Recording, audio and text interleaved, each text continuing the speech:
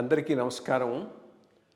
IYR talks మొదలుపెట్టి ఎఫెక్టివ్గా postings మొదలుపెట్టి ఒక సంవత్సర కాలం అయింది. ఈ సంవత్సర కాలంలో సబ్స్క్రైబర్స్ బేసు 3,000 నుంచి 33,000 దాకా పెరిగింది. ఐవైఆర్ టాక్స్ను ఆదరిస్తున్న మీ అందరికీ నా ధన్యవాదాలు. భవిష్యత్తులో కూడా ఇదే రకంగా ఐవైఆర్ టాక్స్ని మీరు ఆదరిస్తారని ఆశిస్తూ ఉన్నాను. Thank you. అందరికీ నమస్కారం. ఐవైఆర్ టాక్స్కు స్వాగతం. ఈ మధ్య ప్రధానంగా తెలంగాణలో but equally relevant for Andhra also బాగా ప్రముఖంగా వినిపిస్తూ ఉన్నది, వార్తల్లో వస్తూ ఉన్నది, మీడియా హౌసెస్, మీడియా అధిపతులు, రాజకీయ నాయకులు ఈ అడకత్తల్లో పోక చెక్కల్లాగా అధికారులు అటు వెనక్కు పోలేక ముందుకు రాలేక కలెటరల్ డ్యామేజ్ లాగా బాగా ఎఫెక్ట్ అవుతున్న వాళ్ళు అధికారులు. ఇది ఎట్లా ఈ స్టేజ్కి 2 రాష్ట్రాలు వచ్చాయి, ఏ రకంగా ఆఫీసర్లు వాళ్ళంతటా బిహేవియర్ కానీ చేసే విధానాల్లో కానీ కేర్ఫుల్గా ఉంటే ఈ కాన్ఫ్లిక్ట్లో ఇన్వాల్వ్ కాకుండా బయటపడగలుగుతారు. అసలు ఇది సమాజానికి ఎంత చెడు చేస్తుంది, ఎంత లెవెల్కి పోయింది, దీని నుంచి ఏమైనా మనం బయటపడగలమా అనేటువంటి వివిధ అంశాల మీద మాట్లాడటానికి నాతో పాటు సీనియర్ కొలీగు, నా మిత్రుడు పివి రమేష్ గారు ఉన్నారు. నమస్కారం పివి రమేష్. నమస్కారం. నేను 1-2 నా ఇన్సిడెంట్స్ కూడా చెప్పి దాంతో మొదలెడతాను. ఇది మోర్ యాజ్ ఏ ఓవరాల్ ఈ అన్హోలీ నెక్సెస్. దీంట్లో అధికారులు కూడా ఉన్నారు. ఊరికే దేంతో రాజకీయ నాయకులు, మీడియా హౌస్లు మనమంతా ఇది సత్య హరిశ్చంద్రులు అంటానికి కూడా వీల్లేదు. సో ఈక్వల్ మన ప్రాబ్లం కూడా ఉంది. బట్ దీన్ని ఎట్లా ఈ అంశాన్ని మన so that public good effect కాకుండా ఆఫీసర్లు ఏ రకంగా బిహేవ్ చేస్తే ఇది అవుతుంది, ఎందువల్ల ఇటువంటి పరిస్థితి వచ్చింది, దీని గురించి కొద్దిగా మాట్లాడదాం. నాకు తెలిసిన అనుభవంలో ఉన్న 1-2 అంశాలు మీకు ముందు చెప్తాను. దాన్ని బేస్ చేసుకొని we can start this discussion. నేను ఈఓటీటీడీగా ఉన్నప్పుడు నాకు చాలా పెద్ద హెడ్ ఆన్ కొల్యూషన్ ఆ రోజు చైర్మన్తో అయింది. ఆదికేశ్వర నాయుడు గారు, ఆయన చాలా పవర్ఫుల్ మ్యాన్, ఆయన టేక్ ఆన్ చేశాను. సో నన్ను ఏదో ఒక రకంగా కార్నర్ చేయాలని ఆయనకు చాలా గట్టిగా ఉంది. అందుకోసం మీడియాను ఉపయోగించాలని నిర్ణయించుకున్నాడు. అప్పుడు ఏంటంటే ఈ మెయిన్ దర్శనానికి వచ్చి 1-2 రోజులు కూడా ఉండాల్సినంత లెవెల్లో క్యూ లైన్స్ ఉన్నటువంటి రోజులు కూడా ఉన్నాయి. అటువంటి రోజుల్లో ఆల్టర్నేటివ్ ఏదైనా ఉందంటే, ఎవరో ఆగమ శాస్త్రం ప్రకారం ఆకాశ ఇదేదని వెంకటేశ్వర స్వామి ఆ పైన ఉంటుంది, ఆ స్వామిని దర్శించుకుంటే మూల విరాటం దర్శించుకున్నట్టేనని ఉన్నది. అది ఏదైనా మనం వాపించుకొని వీలుంటుంది అని అన్నాడు. పోయి చూస్తే ఇటు పక్కన కొత్త పోర్ట్ ఒకటి కట్టారు, దానిపై నుంచి మంచి దర్శనం అవుతుంది లోపలికి కూడా వెళ్ళకుండా. సో ఇది ఆల్టర్నేటివ్ కింద పెట్టొచ్చు కదా అని నేను కాస్త దాని మీద ప్రయత్నం మొదలెట్టాను. సో ఈయన ఆల్రెడీ మీడియా హౌస్తో ఇదైపోయినాడు కదా, ఇంకా అది దాని మీద ముందు రోజు ఆ మీడియా హౌస్ వాళ్ళ ఛానల్లో ఒక పెద్ద డిస్కషన్ పెట్టారు. రెండో రోజు అది పెద్ద హెడ్లైన్స్ కింద వేశారు, గలబా చేశారు. అఫ్కోర్స్ నాకేం చేయలేకపోయినారు, బట్ అది అక్కడితో ఆగిపోయింది. బికాస్ ఇంకా ఆ పైన తీసుకుపోయేటటువంటి పరిస్థితి లేకుండా పోయింది. నేనేమి చేసిన దాంట్లో ఎక్కడా లోపం లేదు కాబట్టి నన్ను చైర్మన్ అంత పెద్ద ఇదైనా కానీ ఎక్స్పోజ్ చేయడానికి అతనికి మెటీరియల్ దొరకలేదు. పాపం చాలా ప్రయత్నం చేశాడు, ఇది అయిపోయింది. ఇదొక ఇన్సిడెంట్. నేను చీఫ్ సెక్రటరీగా ఉన్నప్పుడు ఒక well meaning by and large మన క్యాడర్లో మంచి రెప్యుటేషన్ ఉన్న ఆఫీసర్ ఒక ఆయన ఆ రోజు వచ్చాడు. సార్ రేపు ఫలానా న్యూస్ పేపర్లో నా మీద ఒక పెద్ద కథనం రాబోతుందని almost all he is at a weeping stage. ఏం చేయగలమని ఏదన్నాడు చెప్పాడు. ఒకటే అడ్వైస్ ఇచ్చా. దాంట్లో మేనేజ్మెంటు డీల్స్ చేస్తారు, ఇట్లా ఎక్స్పోజ్ చేస్తామని ముందు హింట్ ఇస్తారు, డీల్స్ చేస్తారు. నువ్వేమి భయపడాల్సింది లేకుండా ఉంటే ఓకే, భయపడేది ఏదైనా ఉంటే మాత్రం డీల్ సెట్ చేసుకో, అంతకు మించి నేను చేయగలిగింది ఏం లేదు దీంట్లోనని చెప్పాను. మరి ఏం చేసుకున్నాడో నెక్స్ట్ రోజు ఆ వార్త రాలేదు, అది అంతటితో పోయింది. సో చెప్తున్నాను, ఎటువంటి మీడియా హౌసెస్, మీడియా అధినేతలు వీళ్ళు ఉన్నారు అని. పార్ట్ ఆఫ్ దెమ్ వాళ్ళను పెంచి పోషించింది కూడా మన బ్యూరోక్రసీ. కొన్ని చోట్ల the amount of money they made was వీళ్ళ కొల్యూషన్తో చేసుకున్నటువంటి ఇదే. ఇక ఉచ్చ నీచాలు అనేవేమీ లేవు. ఈయన కాస్త బెటర్ ఆఫీసరా, నాట్ సో గుడ్ ఆఫీసరా అనేది కూడా లేదు. ఆ రోజు నా పర్పస్కు ఈ ఆఫీసర్ సర్వ్ అవుతున్నాడా లేదా, సర్వ్ కాకపోతే వాడిని బద్నాం చేయాలి. బద్నాం చేయడానికి రెడీగా పొలిటికల్ స్ట్రక్చరు, మీడియా స్ట్రక్చరు ఒకటైపోతున్నారు. ఈ పరిస్థితుల్లో చాలా dangerous situation actually. And how do you manage your self to get out of these things is one thing. పొలిటికల్గా కూడా లీడర్స్ కొంత ఈ అంశాలను పరిగణలోకి తీసుకోకపోతే బ్యూరోక్రసీ డిమారలైజ్ అయిపోయిందనంటే వాళ్ళకే దెబ్బ. డెసిషన్ మేకింగ్ గవర్నమెంట్లో నేను చూసేది కూడా కరప్షన్ కన్నా decision making is a more important issue. చాలా నా స్కిన్ సేవ్ చేసుకుంటాను, నేను కరప్ట్ కాదు అనేటటువంటి ఆఫీసరు సిస్టమ్కు ఎక్కువ డ్యామేజ్ చేస్తాడు. బికాస్ డెసిషన్ మేకింగ్ కనుక లేకపోతే సిస్టమ్ రన్ కాదు. So alternative is not a good alternative. That being the case, ఇటువంటి ఇష్యూస్ను how to we tackle it, those who are in service, కొంత మీ ఎక్స్పీరియన్స్ మీద కూడా చేస్తే will discuss this for some time and then try to. ఇది చాలా ముఖ్యమైన అంశం సార్. ఎందుకంటే మీడియా సంస్థలు, లెగసీ మీడియా, ముఖ్యంగా ఇప్పుడు సోషల్ మీడియాలో ప్రతి వ్యక్తి కూడా దీన్ని చిన్న విషయాన్ని కూడా పెద్దగా యాంప్లిఫై చేయొచ్చు. 1 నుంచి 1,00,000 మందికి, 1,00,00,000 మందికి కూడా తీసుకెళ్లే అవకాశం ఉంది. ఇది ఒక ఒపీనియనే కాకుండా డెసిషన్స్ని, భవిష్యత్తుని, సమాజం భవిష్యత్తే కాకుండా ప్రభుత్వ లక్ష్యాలని కూడా మార్చే అవకాశం ఉంది. ఇప్పుడు జరుగుతున్నది ఏమిటంటే మీకు తెలిసిందే సార్, ప్రజలకు కూడా తెలిసిందే, మన మీడియా హౌస్లు ముఖ్యంగా తెలుగు రాష్ట్రాల్లో రాజకీయ పార్టీలతో పూర్తిగా సంబంధం ఉన్నటువంటి వ్యవస్థలు.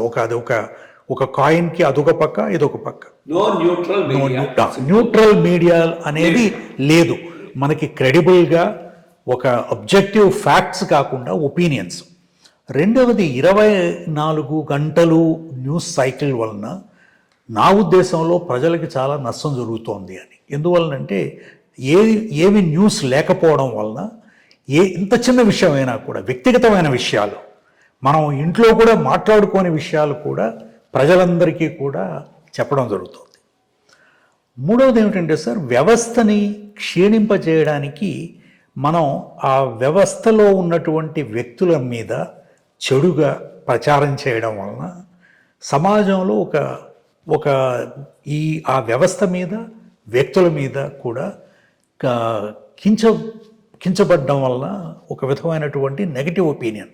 నేను సోషల్ మీడియాలో ఈ మధ్య చూస్తుంటే ఐఏఎస్ ఆఫీసర్ల మీద చాలా బాధాకరమైనటువంటి విషయాల గురించి ప్రజల్లో అంటే అవగాహన లేకపోవడం వల్ల, అసలు ఐఏఎస్ ఆఫీసర్స్ ఏం చేస్తారు సమాజంలో, ప్రభుత్వంలో వాళ్ళ బాధ్యత ఏమిటి, వాళ్ళు చాలా ముఖ్యమైన బాధ్యత పోషిస్తున్నారు.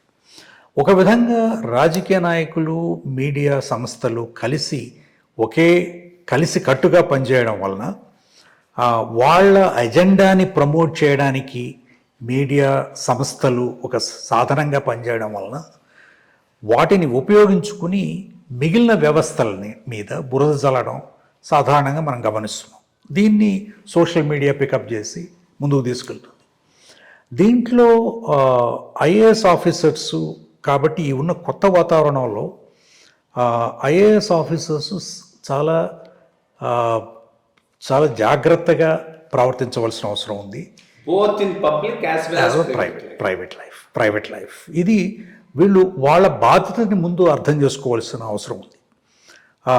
ఇప్పుడు మనం గమనిస్తున్నది ఏమిటంటే సార్, అంటే ముఖ్యంగా గత 10 సంవత్సరాల్లో ఈ పాపులిస్ట్ పాలసీస్ వల్ల డిజిటల్ ట్రాన్స్ఫర్స్, బటన్ నొక్కడం, డబ్బులు పంచిపెట్టేయడం, అక్కడ కార్యక్రమాలు తెలుగు రాష్ట్రంలో ఏ పార్టీలో పవర్లో ఉన్నా కూడా ఇదే మనం ఎక్కువగా గమనిస్తున్నాం. కాబట్టి బ్యూరోక్రసీ పాత్ర ఏమిటి అనే విషయం కూడా మనం పనిచేస్తున్న రోజుల్లో అభివృద్ధి, సమాజంలో మార్పు, మంచి తీసుకురావాలి, ఒక దశలో ఒక దశ నిర్దేశించాలి. ఇప్పుడు ఒక విధంగా నాకు అనిపిస్తున్నది ఏమిటంటే ఒక పాలసీ కన్ఫ్యూషన్ కూడా అధికారుల్లో ఉంది. ఎందుకంటే ఒక క్లారిటీ, పొలిటికల్ డైరెక్షను, డెవలప్మెంటు, అసలు ఏమిటి సమాజ భవిష్యత్ ఏమిటి, వాట్ ఈజ్ పబ్లిక్ ఇంట్రెస్ట్, ప్రజల మంచి ఏమిటి, ప్రజల సంక్షేమం ఏమిటి, రాష్ట్ర సంక్షేమం ఏమిటి అనే అంశాల మీద ఒక స్పష్టమైనటువంటి నిర్దిష్టమైనటువంటి అవగాహన లోపిస్తోంది. అందువలన కూడా అధికారులలో ప్రవర్తన, అది ప్రత్యక్షంగా కానీ పరోక్షంగా కానీ, అధికార పక్షంలో కానీ లేకపోతే ప్రైవేట్ రంగంలో కానీ, ప్రైవేట్ లైఫ్లో కానీ కొంత కన్ఫ్యూజను ఒక విధంగా. రెండవది ల్యాక్ ఆఫ్ క్లారిటీ. అందుకని ఒక సిగ్నలింగ్ గురించి వెయిట్ చేయడం, మన నాయకుడు ఏం చెప్తాడు, లేకపోతే ప్రతిపక్ష నాయకుడు ఏమంటున్నాడు, మీడియాలో ఏమొస్తోంది, దాని ప్రకారం మన యొక్క అడ్వైస్ కానీ, పాలసీస్ కానీ, మన ప్రోగ్రామ్స్ కానీ షేప్ చేద్దాం అనే ఒక అభిప్రాయం కూడా. సో ఇటువంటి దశలో, ఇటువంటి పరిస్థితుల్లో ఒక media influence, politicisation, lack of policy clarity, తర్వాత సోషల్ మీడియా విపరీతంగా పెరిగిపోవడం, ఇటువంటి సంస్థల్లో ఐఏఎస్ ఆఫీసర్స్ మీ అభిప్రాయంలో ఏం చెయ్యాలి? వ్యక్తిగతంగా కానీ, అంటే సార్ వ్యక్తిగతంగా కానీ, ఒక సంస్థీకృతంగా కానీ, రెండు విధాలుగా కూడా, ఇన్స్టిట్యూషనల్లీ, ఇండివిజువల్లీ, రెండు విధాలుగా. వ్యక్తిగతంగా ఒక ఐఏఎస్ ఆఫీసర్ ఏం చేయాలి? ఎందుకంటే సార్ ప్రజల్లో నేను గమనించేది ఏమిటంటే ఒక అపోహ, అధికారులు, ఐఏఎస్ ఆఫీసర్లందరూ కూడా ఒక మాఫియాలాగా కలిసికట్టుగా ఒక యంత్రాంగంగా పనిచేస్తారు అని. మీకు నాకు తెలుసు, అధికారుల్లో కూడా ఇది ఒక అలైన్మెంటు. కొంతమంది ఈ రాజకీయ పక్షంలో, కొంతమంది ఆ రాజకీయ పక్షంలో ప్రజల గురించి, ప్రజా సంక్షేమం గురించి, రాష్ట్ర భవిష్యత్తు గురించి ఆలోచించి పనిచేసే వ్యక్తుల సంఖ్య కూడా తగ్గిపోయింది. ఆ పనిచేసే అవకాశం కూడా తగ్గిపోయింది సార్. ఆ స్పేస్ ఏదైతే ఉందో, ఇది వరకు స్పేస్ ఉండేది, మనం ఏ పొజిషన్లో ఉన్నా కూడా ఆ యొక్క స్పేస్ కూడా షింక్ అయిపోతుంది. సో ఇటువంటి పరిస్థితుల్లో ఛాలెంజెస్ ఏమిటి? This is a new challenge sir, ఇది మనకి భవిష్యత్తు. కాబట్టి ఇది అధికారులకు కూడా ఒక గైడెన్స్గా మీ ఎక్స్పీరియన్స్ నుంచి మీ అభిప్రాయాలు చెప్తే బాగుంటుంది సార్. అంటే నేను బ్రాడ్గా you can say evolution, you can say deterioration, you can say స్టాండర్డ్స్లో వచ్చిన మార్పులు అనుకోవచ్చు. 4 సెంటెన్సెస్లో చెప్తాను. మనకన్నా ఒక తరం ముందు వీడు ఐఏఎస్ కాబట్టి వీడు తప్పు చేయడు, కాబట్టి ఒక నమ్మకం ప్రజలకు మన తరం కాదు, మనకన్నా ముందు తరం మీద ఉండేది. నెక్స్ట్ తరానికి వచ్చేటప్పటికి ఐఏఎస్లో వీళ్ళు ఈ 10 మంది ఆఫీసర్లు మంచి వాళ్ళు, వీళ్ళు తప్పులు చేయరు అని ఏదో కొంతమంది మీద ఇది ఉండేది. నెక్స్ట్ స్టేజ్కి వచ్చేటప్పటికి ఈ ఆఫీసరు నార్మల్గా తప్పు చేయడు, ఇప్పుడు చేశాడో లేదో మనకు తెలియదు. అంటే దట్ ఈస్ ది డేట్. ఆ పైన వచ్చేటప్పటికి ఐఏఎస్ కాబట్టి వీడు తప్పే చేసి ఉంటాడనేటటువంటి స్టేజ్ దాకా డిటోరియేషన్ వచ్చింది. దీనికి చాలా కారణాలు ఉన్నాయి. I'm not blaming officers or anyone. Environment, ఎందుకంటే కూర్చొని వృద్ధనారీ పతివ్రత అన్నట్టు మీరు నేను కూర్చొని పెన్షన్ తీసుకుంటూ 100 సూక్తులు చెప్పొచ్చు, కానీ రియల్ ఫీల్డ్లో ఉండి వర్క్ చేసేవాడికి తెలుస్తూ ఉంటుంది. లైక్ కలెక్టర్ని మధ్యనే కలిశాను ఏదో టూర్గా అంటే వెళ్ళినప్పుడు. అక్కడ పాపం he came and met me. I didn't even expect 10 ఏళ్ల తర్వాత మనం జిల్లా పోతే కలెక్టర్ వచ్చి కలుస్తాడని ఎవడనుకున్నాడు. In fact he made a very pertinent comment. ఇది తెలంగాణ కలెక్టర్. సార్, అంతకుముందు రిజీమ్లో మా పరిస్థితి ఏంటి అంటే don't thinking is at the highest level. వాళ్ళు ఏం చెబితే అది చెయ్యి. సో దానికి మేము బాగా ట్యూన్ అయిపోయినాం. ఇప్పుడు సడన్గా వీళ్ళు మీరు కూడా ఆలోచించండి అంటున్నారు, మాకు ఆలోచించడం అర్థం కావట్లేదని చెప్పాడు. That's what he told me. So how situations are changing. Then there was a time when officers in very key post అట్లా కంటిన్యూ అయ్యేవాళ్ళు. రిజీమ్ చేంజ్ అయినా కంటిన్యూ అయ్యేవాడు. మనకు గ్రేటెస్ట్ ఎగ్జాంపుల్ ఎస్వి ప్రసాద్ గారు. ఎవరున్నా కానీ ఈ వాజ్ ఏబుల్ టు మేనేజ్. ఈరోజు అట్లా లేదు. ఇది మోరాలెస్ స్పాయిల్ సిస్టమ్స్ లాగా తయారైంది. అమెరికన్ సిస్టమ్ లాగా వచ్చేసింది. యు ఆర్ ఆ చీఫ్ మినిస్టరు, కాన్ఫిడెన్స్ మీ నలుగురు. సో మా దాంట్లో మీకు చోట్లేదు. సో మా నలుగురు మేము. So as a general service దీని ఇంపార్టెన్స్ తగ్గిపోతున్నది. As more a specific to రిజీమ్గా తయారవుతున్నాం. అదొకటి. రెండోది, నేను సడన్గా ఇప్పుడు కరప్షన్ ఎక్కువ ఉంది, అంతకుముందు లేదు అని అన్ను, కానీ definitely corruption levels also have gone up. దాంట్లో ఏమి డౌట్ లేదు. ఉంది, అప్పుడు ఉంది, అంతకుముందు ఉంది, మొదటి నుంచి ఉంది. లేదు అని చెప్పలేం. కానీ కరప్షన్లో ప్రాబ్లం ఏంటంటే నాట్ కరప్షన్ పర్ సే, ఆఫీసర్ను వీకెన్ చేస్తుంది.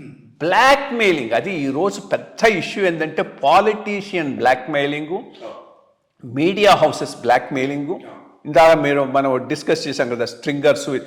అంతకుముందు స్ట్రింగరు తహసీల్దారు పరిస్థితి, media house owner IAS officer లెవెల్కి వచ్చేసింది. అంతకుముందు మనకు తెలిసిందల్లా వాడు స్ట్రింగరు ఏదో వాడికి అనుకున్న చేయకపోతే తహసీల్దార్ మీద 4 పిటిషన్లు పెట్టి పక్కా ఇన్ఫర్మేషన్తో పిటిషన్ పంపించడమో, రెండో రోజు పేపర్లో ఇదే వేయటమో జరుగుతుండే. ఇప్పుడు ఆ బ్లాక్ మెయిలింగ్ ఆ స్థాయి నుంచి ఈ స్థాయికి వచ్చింది. సో ఈ situation how do you face it? నేను అనుకోవటం 2-3, ఐ మీన్ ఇది నాకు జరిగింది, మీకు ఉండుండొచ్చు. ఒకటి, సీఎంకు దగ్గర, పవర్ సెంటర్కు నేను దగ్గర కాబట్టి ఐఆమ్ గ్రేట్ అనేటటువంటి ఫీలింగ్తో ఎవరూ ఉండకూడదు. Because power centres will change. డెమోక్రసీలో అదే బ్యూటీ. సో ఈరోజు పవర్ సెంటర్, రేపు పవర్ సెంటర్ కాకపోవచ్చు. రేపు వచ్చిన పవర్ సెంటరు దీనిని exactly with reference to rules regulations చూస్తుందే కానీ నీ గ్రేట్నెస్ చూసి ఎవాల్యుయేట్ చేయి. కాబట్టి ది మోర్, ఇన్ఫ్యాక్ట్ నేను ఇంకో చిన్న ఎగ్జాంపుల్ ఇస్తూ ఉండేవాడిని. ఈ పవర్ సెంటర్కు దగ్గర అనుకోవటం ఎట్లాగంటే, ఇది బ్యూరోక్రాట్స్ అందరిలో ఉన్నటువంటి పెద్ద వీక్నెస్. మెర్క్యూరీ లైట్కు 4 పురుగులు అట్రాక్ట్ అయ్యి మాడి కింద పడతాయి, మళ్ళా 4 రెడీ అవుతాయి. సో బ్యూరోక్రాట్స్ కూడా అట్టాగే ఉన్నారు. పవర్ సెంటర్ దగ్గరగా ఉండాలనేటటువంటి ఉద్దేశంతో అవుట్ ఆఫ్ ది వే చేయటం, ఉన్న రూల్స్ రెగ్యులేషన్స్ చూడకుండా చేయటం చేశాను. నేను తర్వాత దెబ్బతిన్నా. ఐ మీన్ నేను I'm not, but that was a very big lesson for me in the bureaucratic life. So అది అనుకొని ఓవర్ ఎంథూసియాసంతో సిస్టమ్స్ను మీరి కానీ, రెగ్యులేషన్స్ని మీరి కానీ వర్క్ చేశారు అంటే you are making yourself vulnerable. ఇది ఇన్ఫ్యాక్ట్ గోయింగ్ బ్యాక్, ఈరోజు పాయింట్ కాదు, ఎప్పటి పాయింట్. కాబట్టి వీ కెన్ ఆల్సో. సో ఈ blackmailing of an officer if you have a problem is a general thing. అదే అప్పటి నుంచి ఉంది, ఇప్పుడు కొత్తగా వచ్చి. కాబట్టి దానికి అవకాశం ఇవ్వకుండా చూసుకోవటం. రెండోది, కోర్టులో కేసులు వచ్చాయనుకో, రేపు సపోర్ట్ చేసేవాడు ఎవరు లేడు. I mean lakhs and lakhs, crores and crores you have to pay if you have to engage a top class lawyer. Whether it's worth it. అది కాస్త ఆలోచించుకోవాలి ఆఫీసర్లు. కొంత సంయమనంతో two things they will have to and then most important, this is another important point. I mean, you also take on from there. Camaraderie ఒకటి తగ్గింది. 2, protection from seniors కూడా లేదు. అది పెద్ద అడ్వాంటేజ్ ఎర్లియర్. ఎందుకనంటే డెసిషన్స్ బ్యూరోక్రాట్ లెవెల్లో ఉండేది. పోయి చీఫ్ సెక్రటరీకి చెప్పుకొని వచ్చి, సార్ నేను అక్కడ పోతాను అని అంటే, he was able to help you with reference to ఏదైనా problem, help you with reference to posting if you say కొంత ఏదైనా అడిగితే. ఈరోజు ఈ డిస్క్రిప్షన్ కూడా ఎవరి దగ్గర లేదు. వాళ్ళ స్కిన్ కాపాడుకోవటమే వాళ్ళకు పెద్ద ప్రాబ్లం అవుతుంది. సో వాళ్ళు నీ స్కిన్ కాపాడుతారనుకోవటం సో చాలా ఇది. ఈ పరిస్థితిలో డబ్లీ కేర్ఫుల్గా ఉండకపోతే even best of officers get in to A problem. This is one thing. Kindly from here మీరు చాలా బాగా చెప్పారు సార్. ఇది ఇంకొక సమస్య ఏమిటంటే, అసలు ప్రొఫెషనల్ కాంపిటెన్స్ అంటే మనం చేయవలసిన పని ఏదైతే ఉందో దాన్ని జస్ట్ సక్రమంగా చేయడమే కాకుండా to the best of abilities, the beyond competence ఉన్న వాళ్ళకి ఎప్పుడైనా కూడా విలువ ఉంటుంది. ఏ వ్యవస్థలో అయినా, ఏ రాజకీయ పార్టీలో అయినా కూడా విలువ ఉంటుంది. కానీ సమస్య ఎక్కడ వస్తుందంటే సార్, ముఖ్యంగా ఈ రీజనల్ పార్టీస్, ఒక వ్యక్తి మీద ఆధారపడి ఉండే పార్టీల్లో ఆ వ్యక్తి యొక్క అనిష్టాలు, వ్యక్తి యొక్క ఆలోచనలు, అవగాహనల వలన మొత్తం ప్రభుత్వ యంత్రాంగం అంతా నడుస్తోంది ఈ రోజుల్లో. ఇదివరకు కూడా ఉండేది, కానీ దాంట్లో కొంత బ్యాలెన్స్ ఉండేది. బ్యూరోక్రసీ మీకు తెలుసు, మీరున్నారు, నేనున్నాను. బ్యాలెన్స్ అంటే ఇది మంచిది చేయడం వల్ల ప్రజలకు మంచి జరుగుతుంది, మీకు మంచి జరుగుతుంది, రాజకీయంగా ఉపయోగకరంగా ఉంటుంది అని చెప్పే ధైర్యం ఉన్నవాళ్ళు చాలా తగ్గిపోయారు ఈరోజు. మీరు చెప్పినట్లుగా దానికి కూడా కారణం ఏమిటంటే భయం. నన్ను లేబుల్ చేస్తారేమో, నన్ను ఇతను రిజిడ్ అంటారు, లేకపోతే పనికిరాడంటారు, లేకపోతే వేరే పార్టీని సపోర్ట్ చేస్తున్నాడని. దీని గురించి ఒక నిర్దిష్టమైనటువంటి అవగాహన అసలు కలెక్టివ్గా సీనియర్ ఆఫీసర్ల మీద, ఎవరైతే ఇప్పుడు సీనియర్స్ ఉన్నారో వాళ్ళ మీద చాలా ముఖ్యమైన రెస్పాన్సిబిలిటీ ఉంది.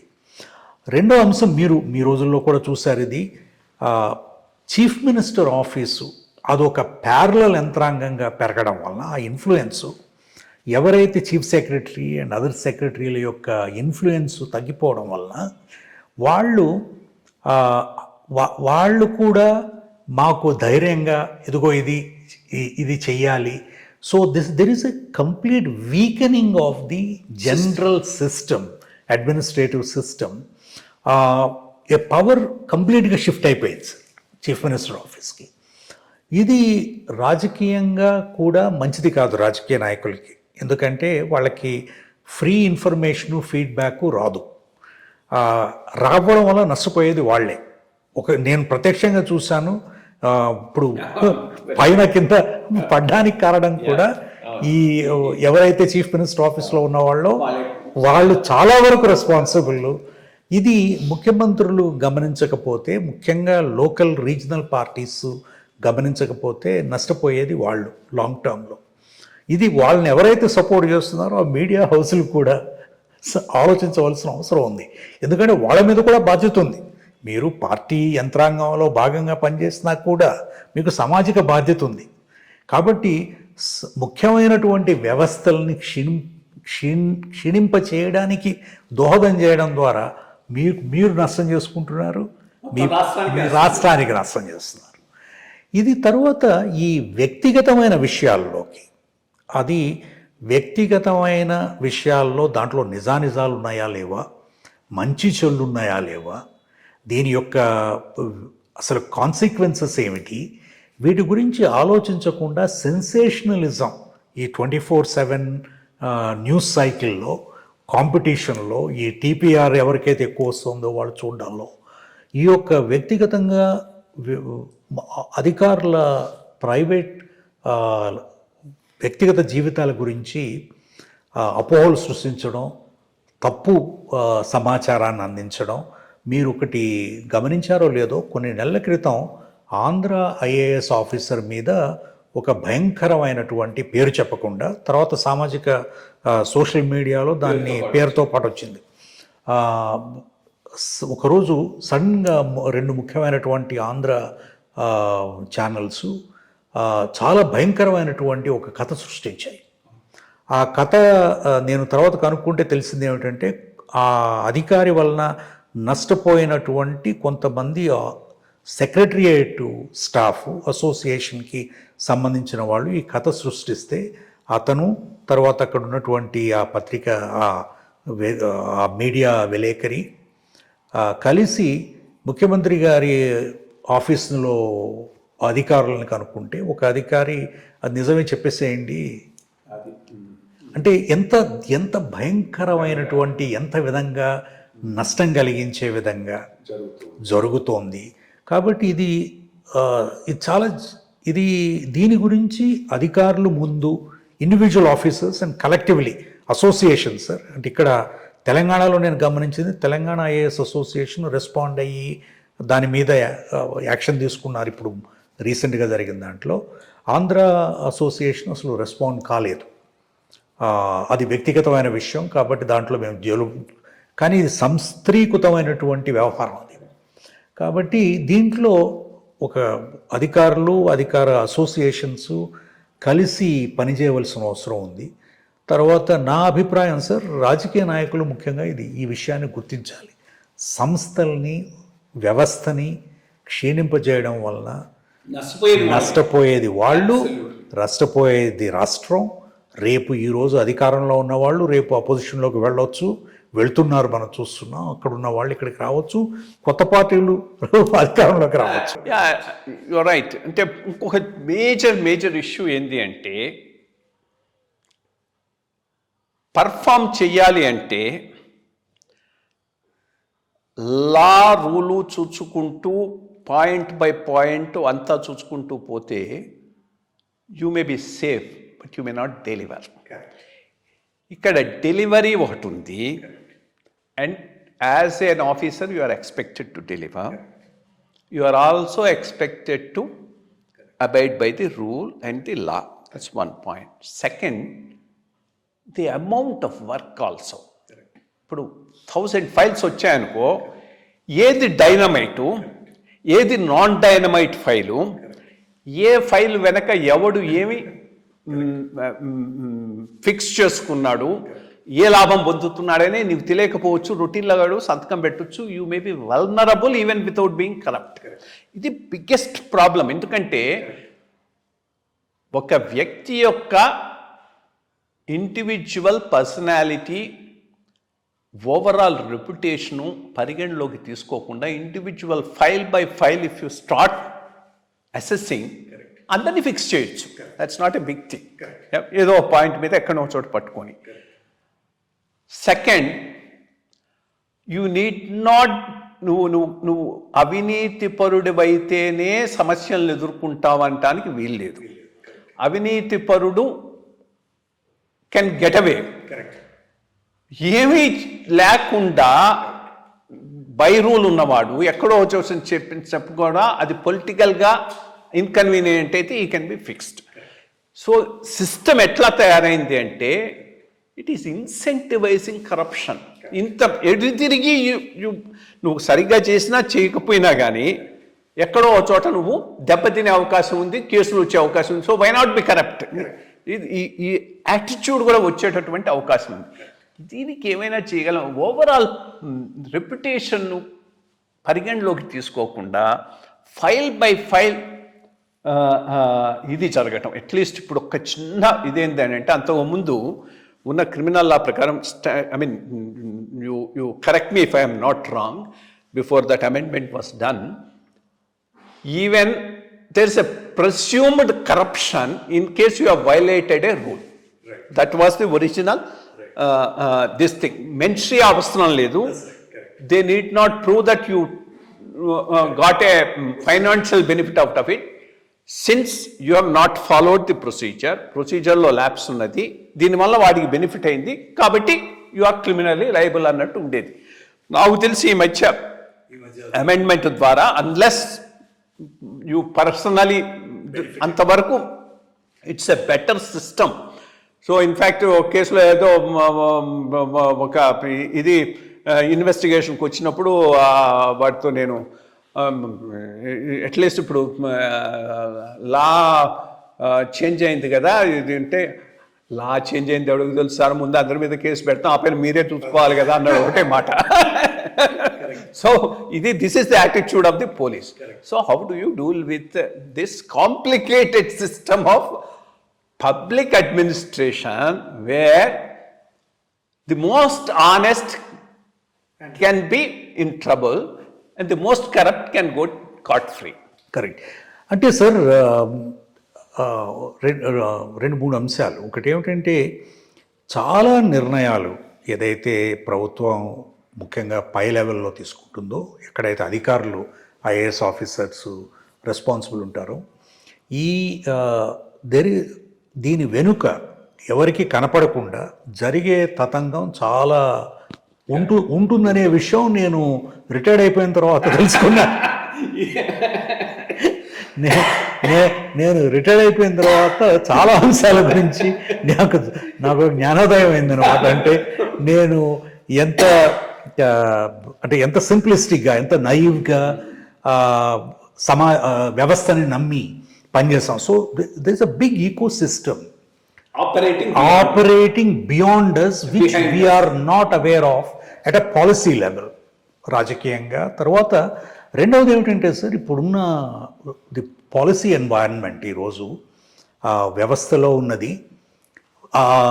ఎందుకు మనం ఇదివరకు మనం సర్వీస్లో చేరినప్పుడు ఇది సమాజం మంచి కోసం అభివృద్ధి కార్యక్రమాలు, ఈరోజు చాలా కార్యక్రమాలన్నీ కూడా infrastructure development, industrial development, investment promotion, ఈ మేజర్ ప్రయారిటీస్. అంటే ఎకనమిక్ గ్రోత్ ఇంజన్స్ ఇవన్నీ కూడా డబ్బున్న వాళ్ళతో పనిచేసేవి.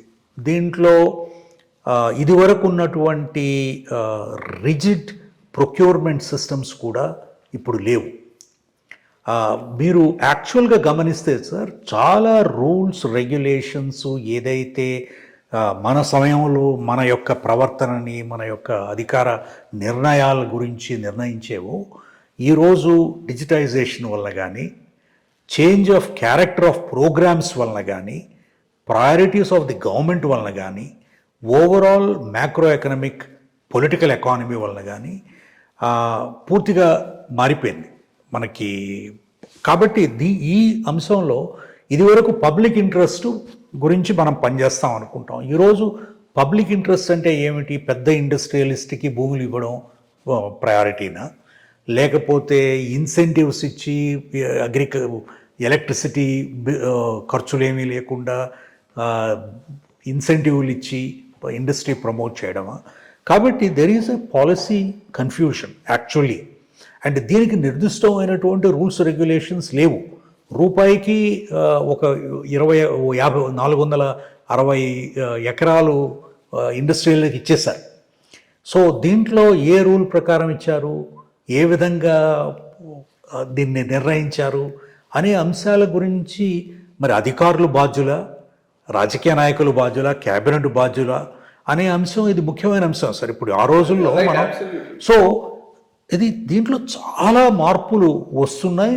దీంట్లో ఏ విధంగా అంటే ఈరోజు రేపటికల్లా 500 ఎకరాల భూమి తీసి ఇచ్చేస్తాయి అంటున్నారు. అది పై అధికారుల నుంచి, ముఖ్యమంత్రి దగ్గర నుంచి కింద వరకు కూడా. కలెక్టర్ చేయాల్సిన పని ఏమిటి? ఆ భూమి ఇచ్చాడు. అక్కడ మనుషులు ఉన్నారా? వాళ్ళ భవిష్యత్తు ఏమిటి? ఆ రైతుల యొక్క జీవన విధానం ఏమిటి?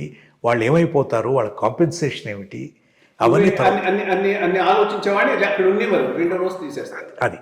కాబట్టి ఇటువంటి వాతావరణంలో చాలా చాలా మార్పు వచ్చింది. ఇది ఒక విధంగా existential crisis to the civil service. ఇప్పుడు ఎక్కడైనా కూడా సార్, నేషన్ స్టేట్స్ వచ్చిన తర్వాత మీరు your more experience than me in this rule of law, డెమోక్రసీలో ఎన్ ఇండిపెండెంట్ పర్మనెంట్ బ్యూరోక్రసీ అనేది చాలా చాలా ముఖ్యమైనది. అందుకే కదా సార్ ఇప్పుడు స్పాయిల్ సిస్టమ్ నుంచి meritocratic, independent, autonomous bureaucracy, constitution protect చేసినటువంటి బ్యూరోక్రసీ అవసరం. ఎందుకు అంటే ఇందుకోసమే. ఎందుకంటే నువ్వు రాజకీయ పార్టీలో ఒక భాగంగా కాకుండా వ్యక్తిగతంగా ఒక పద్ధతి ప్రకారం, ఒక రూల్ ప్రకారం, ఒక రెగ్యులేషన్ ప్రకారం పబ్లిక్ ఇంట్రెస్ట్ని సర్వ్ చేస్తావు, రాష్ట్ర మంచి గురించి పనిచేస్తావు అనేది. ఈ యొక్క కన్ఫ్యూజన్ అనేది it goes beyond IAS, it goes beyond institution. It is the overall ecosystem.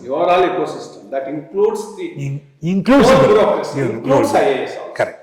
కాబట్టి సార్ అంటే నా చివరిగా సీనియర్ ఆఫీసర్స్ రిటైర్డ్ అయిపోయిన వాళ్ళు చాలామంది ఉన్నారు. మనం ఇక్కడ చాలామంది 100 మంది, కొన్ని వందల మంది ఉండొచ్చు.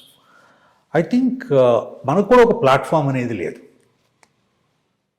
ఎందుకంటే మనం ఇండిపెండెంట్గా ఆలోచించవచ్చు, మాట్లాడవచ్చు, ఐడియాస్ని ఎక్స్చేంజ్ చేయొచ్చు, మనం గైడ్ చేయొచ్చు. మనం చాలామంది ముఖ్యమంత్రులు ఇప్పుడున్న వాళ్ళు మనం చిన్న స్థితిలో కూడా చూసాం. వాళ్ళు ఎమ్మెల్యేలు గాను, ఎమ్మెల్యే కాకముందు కూడా స్థితిలో చూసిన వాళ్ళు, ఇప్పుడు మంచి పొజిషన్లో ఉన్నవాళ్ళు, మనకు గౌరవం ఇచ్చేవాళ్ళు ఉన్నారు. కాబట్టి ఒకసారి ఒక ప్లాట్ఫామ్ కూడా అవసరం అని నేను అనుకుంటున్నాను సార్. ఇది ఎందుకంటే ఇది 2-3 అంశాలు చాలా ముఖ్యం సార్. అంటే మనం చిన్నపిల్లగా ఉన్నప్పుడు మన తల్లిదండ్రుల్ని, మన ఉపాధ్యాయుల్ని, పెద్ద మనుషుల్ని రోల్ మోడల్స్గా చూసి వాళ్ళు మెంటర్ చేసిన దాని ప్రకారం పెరిగి పెద్దవాళ్ళమయ్యాం, ఈరోజు ఈ స్థితిలో ఉన్నాం. అదేవిధంగా ఐఏఎస్లో చేరినప్పుడు కూడా కొంతమంది రోల్ మోడల్స్, ఇదిగో వీళ్ళు ఈ ఆఫీసర్స్ ఐడియల్గా పెట్టుకుని వాళ్ళు కూడా మనల్ని గైడ్ చేసి, అది కంప్లీట్గా ఇప్పుడు లేదు. ఇప్పుడున్న పరిస్థితుల్లో పవర్ సెంటర్ని చూడడం ఎవరైనా కూడా సార్, నేను చూసేవాడిని సీఎం ఆఫీస్లో ఉన్నప్పుడు ఐఏఎస్ ఆఫీసర్లు సీఎం ఆఫీస్లో ఉన్న అధికారులని కలిసి వెళ్ళిపోవడం తప్ప చీఫ్ సెక్రటరీని కానీ లేదు సార్. అది దట్ ఎంటైర్ బ్రేక్ అయిపోయింది. సో అటువంటి మీరు అన్నట్లుగా పై వాళ్ళకే రక్షణ లేనప్పుడు కింద వాళ్ళు ఏం రక్షించగలరు? ఇటువంటి పరిస్థితుల్లో భవిష్యత్తు ఏమిటి? భవిష్యత్తు ఈరోజు రేపు ఇంకొక చిన్న పాయింట్ కూడా నేను చెప్తాను. I take on because that completes the whole network.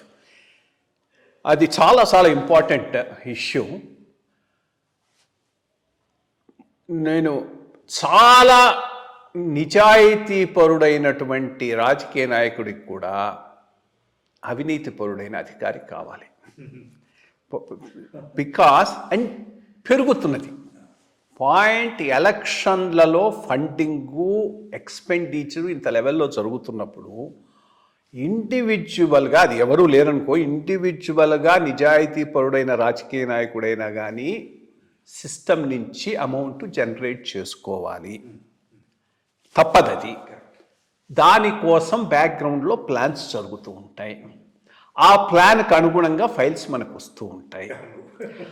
Files మీద చూస్తాం, సంతకాలు పెడతాం. మనకి బ్యాక్గ్రౌండ్ తెలియదు. ఈ బ్యాక్గ్రౌండ్ తెలియకుండా కొల్లేటరల్ డ్యామేజ్గా ఆఫీసర్లు, ఈవెన్ ఆనెస్ట్ ఆఫీసర్స్ దీంట్లో ప్రాబ్లమ్స్లో పడేటటువంటి అవకాశం ఉంది. ఇది సిస్టమిక్ ప్రాబ్లం. ముందు లేదని కాదు, విపరీతంగా పెరిగింది. ఆఫ్టర్ ఆల్ 80s, 60s, 1980 నాకు తెలుసు, 80 అరౌండ్ దట్ టైం, అదే ఎన్టీ రామారావు గారు వచ్చిన పీరియడ్లో 83, 82 ప్రాంతంలో కాంగ్రెస్ పార్టీ నారాయణ్ దత్ తివారీని డబ్బులు పంచడానికి పంపించింది.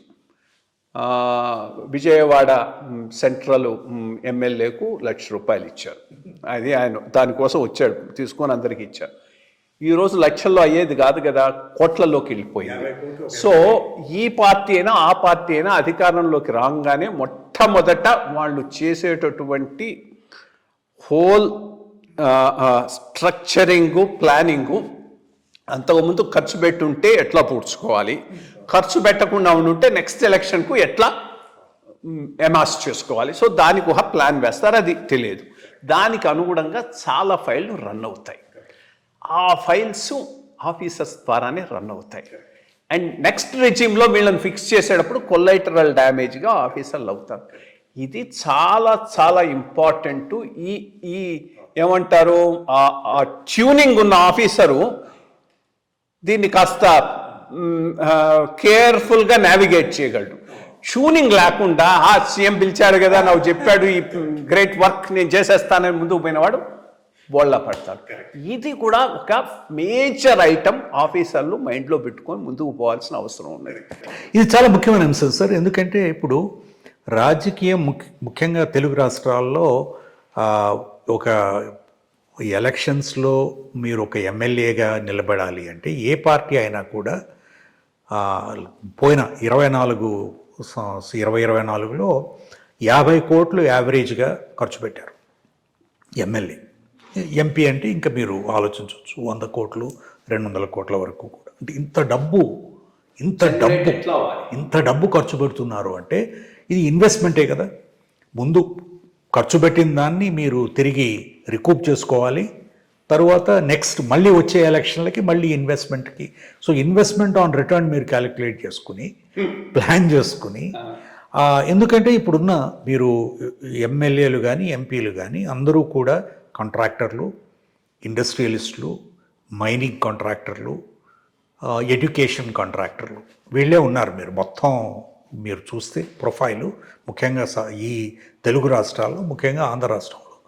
కాబట్టి వీళ్ళకి ఇటువంటి పరిస్థితుల్లో కూడా ఇది చాలా ముఖ్యమైనటువంటి అంశం. దీంట్లో బ్యూరోక్రసీ పాత్ర ఏమిటి, ఏ విధంగా చేసుకోవాలి, మోస్ట్ ఇంపార్టెంట్ అంటే దీని గురించి awareness. Actually awareness is so important.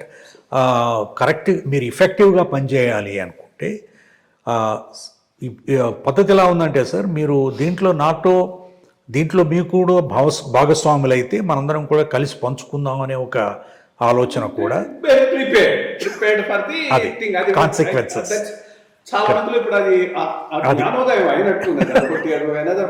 అది సో ఇది ఇటువంటి వ్యవస్థని నావిగేట్ చేయడం అనేది బ్యూరోక్రసీకి ఇది బిగ్ ఛాలెంజ్. ముఖ్యంగా ఎందుకంటే సార్, అంటే సర్వీస్లో చేరేవాళ్ళు కష్టపడి చదువుకుని తర్వాత ఒక ఐడియలిజంతో, సెన్స్ ఆఫ్ పర్పస్తో పబ్లిక్ సర్వీస్ చేద్దామని అందరూ కాకపోయినా కూడా చాలామంది సర్వీస్లోకి వస్తారు. వచ్చిన వాళ్ళకి త్వరలోనే డిసప్పాయింట్మెంటు, ఫ్రస్ట్రేషను, డిస్గస్టు, తరువాత దారి తెలియని వ్యవహారం. అంటే ఇటువంటి ఇంత దారుణమైనటువంటి వ్యవస్థలో ఏ విధంగా మనం ముందుకెళ్ళగలం. దీనివల్ల నష్టం ఏమిటంటే భవిష్యత్తులో civil services will not be attracting the best talent భవిష్యత్తులో. బికాజ్ మీకు వేరే అవకాశాలు ఉన్నాయి కాబట్టి ఈజ్ ఇట్ వర్త్ ఇది సో ఈ అంశాల గురించి కూడా చర్చ జరగవలసిన అవసరం ఉన్నది సార్. అంటే మనం నా సర్వీస్ టైంలో ఉన్న కొద్ది సంవత్సరాలు చూసింది, మనం ఈ సమస్యల గురించి సుదీర్ఘంగా అసోసియేషన్లో కానీ వేరే ఫోరంలో కానీ చర్చ జరగడం లేదు. ఒక విధంగా మీ ప్లాట్ఫామ్ కూడా ఉంది కాబట్టి IYR స్పీక్స్ ఒక 10 మందిని కూర్చోబెట్టి ఈ అంశాల మీద చర్చించి దాని సింథసిస్ని 10 మందితో పంచుకోవాల్సిన అవసరం కూడా ఉంది IAS ఆఫీసర్స్ మీద. Because we're in a new ecosystem, new complex environment. And ఈ కాంప్లెక్స్ ఎన్వైరన్మెంట్ గురించి మనకి కొంత క్లారిటీ ఇప్పుడిప్పుడే వస్తుంది. ఎందుకంటే సర్వీస్లో ఉన్నప్పుడు చాలా విషయాల గురించి మనం పట్టించుకునే వాళ్ళం కాదు సార్. అంటే అట్లీస్ట్ నేను అంటే ఆర్గానిక్గా సర్వీస్లో లేకపోవడం వల్ల కూడా కావచ్చు. బట్ ఇది I think this new awareness, అంటే social media explosion, the new politics, the money importance, politics, media, correct, interconnection. So ఇటువంటి పరిస్థితుల్లో, because again media owners are also contractors, వాళ్ళకి ప్రభుత్వ కాంట్రాక్టర్లు అవసరం, ఇండస్ట్రియలిస్టులు వాళ్ళకి మళ్ళీ ప్రభుత్వంతో అవసరం. సో ఇవన్నీ కూడా they are all interconnected issues. దీంట్లో అంటే IAS పాత్ర will continue to remain important as a bureaucracy. It runs the government and so ప్రభుత్వాన్ని నడిపించి దిశ నిర్దేశించవలసినటువంటి వ్యవస్థ ఈ అంశాల గురించి అవగాహన లేకపోతే చిక్కుల్లో పడే అవకాశం ఉన్నది. ఇది అంటే దీనికి ఇటువంటి సమస్యకు ఒక సొల్యూషన్ అంటూ ఎవరు ఇవ్వలేరు. మా ఇద్దరి ఎఫర్ట్ కూడా దీనికి ఒక సొల్యూషన్ ఇద్దామని కాదు. దీంట్లో ఉన్న కాంప్లెక్సిటీసు, ప్రజలకు కూడా తెలియని కాంప్లెక్సిటీస్ చాలా ఉంటాయి. ఈ ఉన్న కాంప్లెక్సిటీసు దీనిని నావిగేట్ ఎట్లా చేయాలి, ఆనెస్ట్ ఆఫీసర్ కూడా ప్రాబ్లమ్స్ లోపలే అవకాశం ఉంది కాబట్టి అది హౌ డస్ హీ నావిగేట్, ఎట్లా ఈ ఓవరాల్ ఎకోసిస్టము మా అనుభవాలను బేస్ చేసుకొని ఒక చర్చ చేశాము. ఇది ప్రజల్లో కూడా ప్రజాభిప్రాయంలో కూడా వీటిని ఏదో సెన్సేషనల్గా మీడియా చూపించిన విధంగా కాదు, దీని వెనక చాలా బ్యాక్గ్రౌండ్లు ఉంటాయనేది కూడా అర్థం చేసుకొని ఈ న్యూస్ను గనక ప్రజలు చూడటం కూడా మొదలు పెడితే కొంతవరకు ఈ మీడియా హౌసెస్ కూడా ఈ టీపీఆర్ బేస్డ్ సెన్సేషనలిజం, రేపు రాండి చూడండి ఇది అది అని వేయకుండా కొంత తగ్గే అవకాశం ఉంది. బట్ నావిగేట్ ఎట్లా చేయాలనే దాని మీద మాత్రం ఆఫీసర్లు ఎక్కువ కేర్ఫుల్గా ఉండాల్సినటువంటి రోజులు పాతకాలంతో పోల్చి చూసుకుంటే ఈ కాలంలో ఉన్నాయి. Thank you. నమస్కారం. Thank you sir. నమస్తే.